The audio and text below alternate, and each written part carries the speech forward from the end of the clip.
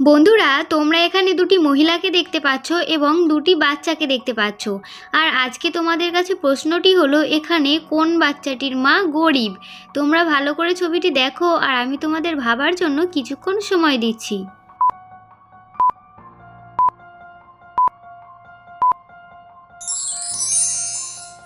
তো বন্ধুরা, তোমরা কি বুঝতে পেরেছো এখানের মধ্যে কোন বাচ্চাটির মা গরিব?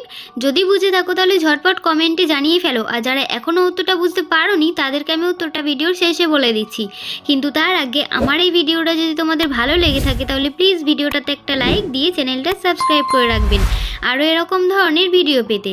তো বন্ধুরা, এখানে সঠিক উত্তরটি হলো 1 নম্বর বাচ্চাটির মা এখানে গরিব, কারণ 1 নম্বর বাচ্চাটির মা তাকে ঘরোয়া রান্না করে খেতে দিচ্ছে এবং 2 নম্বর বাচ্চাটির মা তাকে দামি দামি বাইরের খাবার খাওয়াচ্ছে। অর্থাৎ এখানেই বোঝা যাচ্ছে 1 নম্বর বাচ্চাটির মা গরিব।